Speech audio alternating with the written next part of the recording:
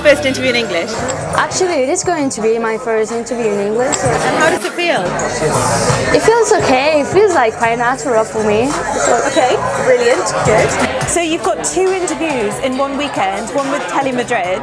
You must feel really famous. It feels weird. Actually, I didn't expect to have so much attention on me. Like, this is really like unexpected. I guess. Yeah. Do you feel famous? Not at all. I think the important thing here, they are the characters in the season, in the first season. So I'm just the mediator of all of this thing. So I'm just feel like someone who record this important stuff and put it there to anyone can see that. So I'm just not important person. I think the important thing here is the characters of the website. Yeah.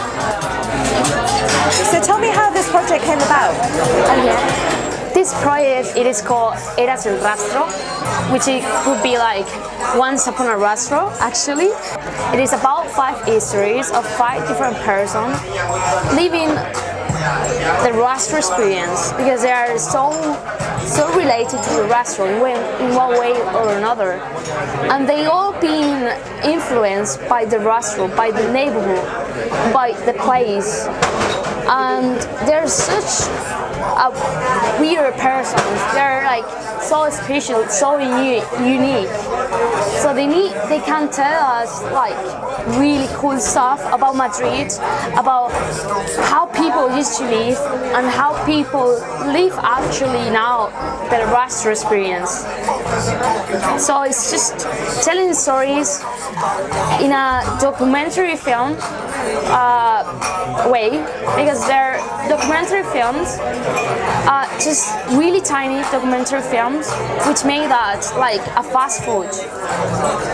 So I think it's just really interesting to build up the documentary film and present in that way, because people now are so busy, they have so many things to do, so they are not probably have the time to just look a whole piece.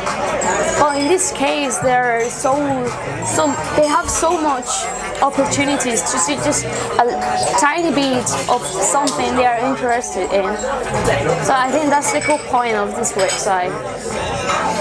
And one of the characters in your film is your grandmother, and she is from central Madrid. So tell me about her. Yeah, that's really interesting, because I knew all this time she was from here, but I never asked her anything about her living in here, because that was a long time ago. She moved when she was like my age. Actually, I'm 23 years old, so she moved when she was 23 years old, but she was born in here in this neighborhood, and actually in La Calle Abades. So for me it was just amazing that she was born in here and she was living here for 23 years, and this neighborhood was so different like from now. So I just had the feeling like, okay, my grandmother should appear here telling me like what it was like to be a young people just like me, but just I don't know, 70 years ago. For me it was like kind of cool, like having my grandmother telling you stuff they used to do when she was my age. So it was just really interesting, because like we didn't have any woman perspective in the chapters, because they are all men. So we were like, okay, we want a woman. And women, they're not so easy to combine of being recorded. Like you can go on the streets and it's really hard to find people who want to be recorded. It is really hard to get to people in El Rastro. They usually don't want to be recorded. Maybe if they know you some time before, they could be okay, you can record me, but otherwise it's so hard. So my grandmother was just so easy to record, because obviously she could do it for me, like, and I think it was just cool to have my grandmother in the project. Definitely. And then how did you meet the other characters of the Rastro, since you found it so difficult? Yeah, that was so difficult. But on the very first weeks we were like in the Rastro, we had a really good opportunity. Like it was by chance. We meet Alberto Gómez Font, which is like the alma mater of this project. He introduced us Camar, which was like the other key in this project. So Alberto, he's a guy who was in the Rastro maybe like 40 years ago, or something like that. So he knew many people because he was actually a street vendor in the Rastro. He had a street stand in the Rastro. So he knew many people. We were standing in Barra del Rey, looking with a map, and he was standing up in front of us, and we were saying like, "What is this church? What is it?" And he was listening to us all the time. We were with the map, like so lost in a way, because you know, like Rastro can be messy sometimes, and you don't know exactly where you are. So we were looking at the map, and he was just staring at us, and he just told us like, that's not a church. That's like, he told us the name of the building. So we were like, oh, thank you. How do you know that? And he was like, oh, I used to have a little son here, but that was many years ago. If you need any help, I will help you gladly. And we were like, oh my God, that's such a good opportunity. And we gave him our business card, and then he wrote to us, actually in first place. That was so nice of him. And then we met some random day, and he made us a tour in the Rastro, normal day, without any wonder. So we have a little bit of the idea of how was that. And then we met with him one Sunday, and he introduced us to some characters here in the Rastro. So that was, oh my God, that was great. That was like the key. And after Camar appeared, he's a guy with a son in the Rastro, and he actually introduced us many other characters. So Alberto and Camar, they've been like, oh my God, like key in this whole project. So we are really glad to meet them. Like, Really all happened by chance, didn't it? Yeah. All by chance. Best things do. Yeah. Like we were so lost in the beginning, but everything works out at the end. Fantastic. So, of all of the stories that you heard from all of the characters, which one has surprised you the most, or which one is the most memorable? Oh my God, I think there's no doubt with this one, with this question. I think Camar Alfazar, he's such an important person in the history of Spain. Maybe not him, but his father. He was the very first person who was able to build a mosque in Spain after 700 years. The first mosque in Spain was built because of this person. He came from India in a traveling after 3 months. He came in a ship.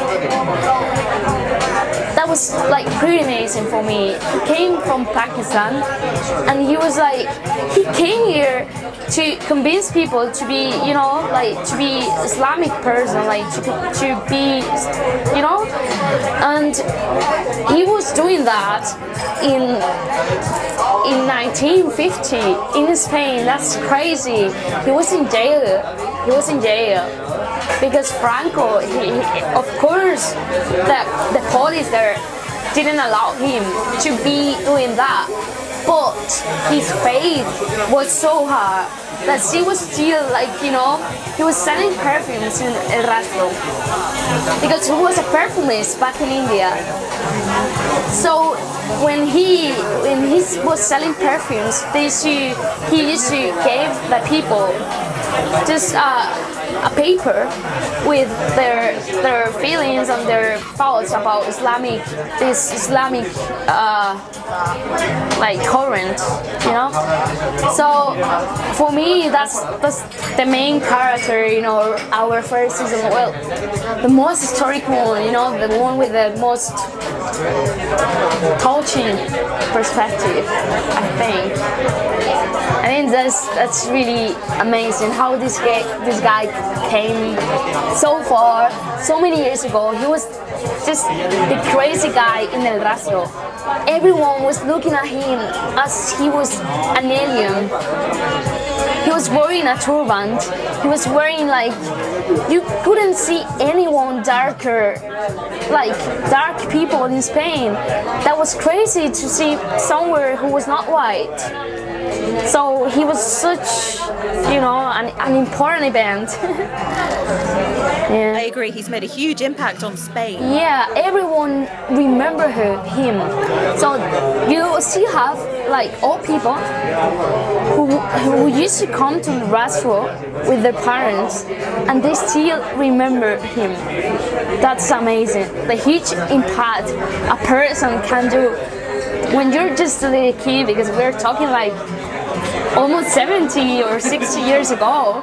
So these people was like just child when they come here and see this person. It's just really amazing. And do you have any new projects coming up? What's your next film project? Actually, we're planning to launch the second season of Érase El Rastro in February. So we're hoping to do the post-production like nearly now. So launching the second season, which could be like a huge thing for us, because we're just beginning, and the second season would be like we have more experience, we know what is working and what is not working. So for us it's going to be really interesting to actually can think about how this project, in which direction is going this project. So we are more, you know, more capable of just focus on what people want to see, you know. So we are making the second season more smartly, yeah, I think. So you live in Dublin? Yeah. Do you like it?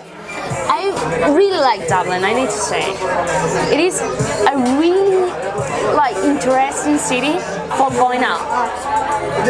I haven't been that much, but I would say that it's really interesting to go in the pubs and just, you know, looking at people just singing. They sing, like if there's live music, they will be singing and clapping and stuff. They're so cheerful, they're so open, they're so Irish, I guess. The most weird thing for me living in Ireland, it could be probably like the time of the meals. Oh my god, they're so different.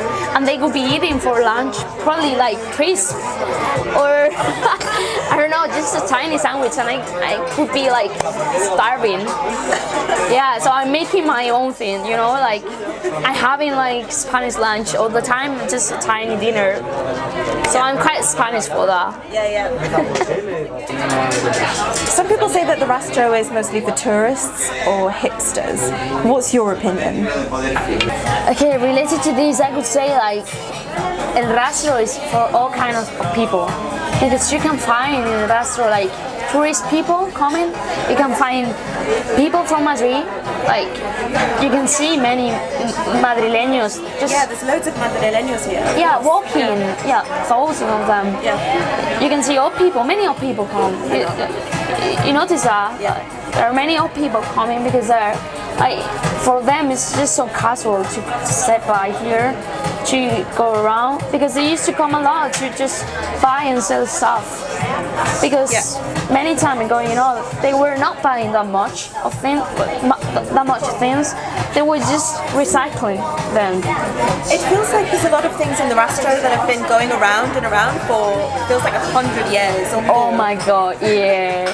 They are not second hand, but just... Yeah, exactly, like 50th hand. And I heard that apparently some original Dali paintings in the restaurant. Is that true, or is that just a myth? I'm not sure about that, but for sure, anytime there has been like some of them, like it wouldn't be a crazy thing for me. Like It's entirely possible, right? yeah, like it could have happened. You know, it couldn't be such a mad thing. But anyway, Rastro is for everyone. The thing is like.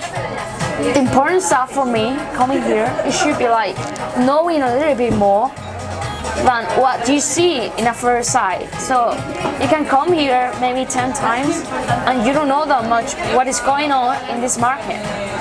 So you just walk by and you're like a little bit lost and you don't know what to expect from people, you know. Like you see these people there and you're like, oh my god, they have to have like such a history, but then you're not able just to go to them and just ask, okay, why are you here? What are you doing here? Why do you sell this crazy stuff? You know, have you noticed Good that? question. Yeah. So we want to tell people why they come to a restaurant. Just we want to give them a little bit of background of these people being in the restaurant. So we are telling just, you know, the back. How do you say, like The backstory, background. the background of these people just working in here, and maybe not just the people working in here, but the people who comes just every Sunday, because there are loads of people just coming every single Sunday for maybe 50 years, you know. So the reason your project caught my attention was because it really aims to preserve what the Rastro has been for a long time and currently is, which seems to be something that people, when they come for the first time, they don't see. And your film really captures that, and that's what I really loved about it, and that's why it really caught my attention. That's why I wanted to put it on Madrid No Frills. Thank you for that. I guess we want to preserve the story of these people, because otherwise it would die. It is going to die if we don't have anyone recording and you know, like filming or having, like writing down this stuff. And I think it forms like a really important part of the folklore of Madrid. It is really unique. There's not such another place like this in Madrid, not in Spain, and I could say probably not in Europe. Because well, maybe in Africa they have some markets like this one, but this is Morocco. Yeah, this is so unique in Europe. So because like it has a special vibe, it has a special community. There is a whole community in this neighborhood, Absolutely. related to El Rastro. Many years ago, Rastro used to go on every day after it changed into just Saturdays and Sundays. But you know, there's still something about this whole thing, and we want to preserve that because we think it's important for the background of Madrid and the folklore, and we want to make people knowing why El Rastro, it is important. It is not any other market. It is a whole thing. Many families are living from these, like loads of them. And we want just to tell people, hey, there is a whole thing hiding in this market. Get to know that. Go to the restaurant. Absolutely. You're seeing these people in the online, okay, like in this website, but then you can actually come here and visit them, and you can get to know them because like you are going to tell them like, oh, you're Jose Antonio, or you're Camar. And they would say, hey, how are you? Like, yeah, I am this guy. What do you want to know? So we are just giving the audience just a hint. And we are just, you know, linking people to these people in the restaurant. Exactly. Come see the real Rastro, get to know these people. Absolutely, I love it. Thank you very much. Good. Yeah.